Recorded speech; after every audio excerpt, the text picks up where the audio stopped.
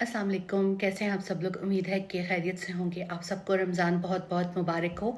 जब भी कोई ऐसी घड़ियाँ आती हैं जो कि खुशी की हों, तो उसमें आपको अपने वो प्यारे बहुत याद आते हैं जो कि दुनिया से चले गए होते हैं।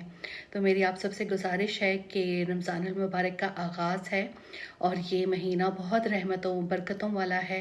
तो आपने अरश शरीफ को भी अपनी खसूसी दुआओं में याद रखना है। उन्होंने अपनी जान इस वतन पे कुर्बान कर दी और उनका गम बहुत बड़ा है, भुलाया नहीं जा सकता, क्योंकि उनके ना होने से घर से वो रौनक ज़िंदगी और हमारी जो है सारी खुशियाँ रूठ गईं।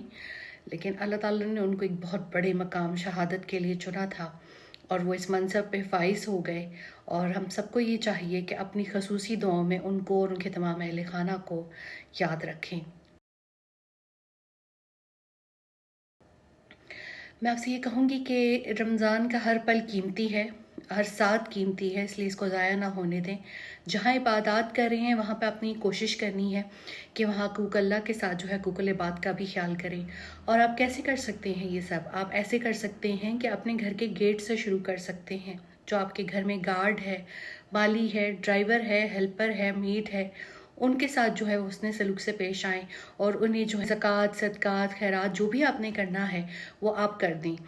इस माह मुबारक में जो है वो ज़कात जो है वो दी जाती है, तो साहिब सरवत मुसलमानों को ये चाहिए कि वो बिल्कुल आगाज़ में ही अपनी ज़कात दे दें, ताकि जो मुस्तहिक मुसलमान हैं वो अपना रोज़ा अच्छे तरीके से गुजार सकें, वो सहरी कर सकें, वो अफ्तारी कर सकें, पेट भर के खा सकें।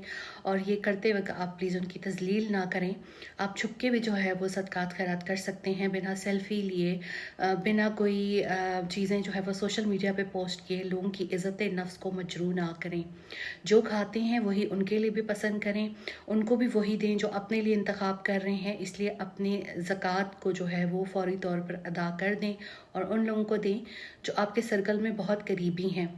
इसके साथ मुझे ये भी बहुत गम खाया जा रहा है, वो ये है कि अफ़गानिस्तान में, फ़लस्तीन में और रोहिंग्या में मुसलमान कैसे रोज़ा रखेंगे, कैसे इफ्तार करेंगे, कैसे सहरी करेंगे।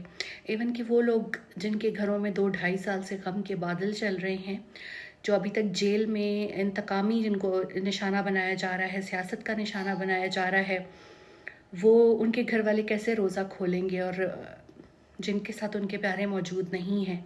हम सबको दुआ करनी होगी कि ये ज़ुल्म और सितम के बादल छट जाएं और वतन अज़ीज़ में भी जो है वो अमन का सूरज जो है वो तुलू हो। और इसके साथ मुसलमान जहाँ जहाँ तकलीफ़ में हैं उनकी अल्लाह ताला इन तकलीफ़ों को कम कर दें और मुसलमानों के ऊपर अपना रहम जो है वो फरमाएं।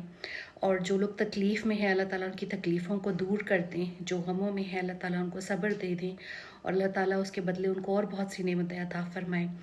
आपने कोशिश करनी है कि आपने अच्छे अमाल करने हैं इस पूरे माह रमज़ान में, लोगों की मदद करनी है, सदक़ात खैरात करने हैं, अपनी इबादत पे तवज्जो देनी है और इन कीमती पलों को ज़ाया नहीं करना।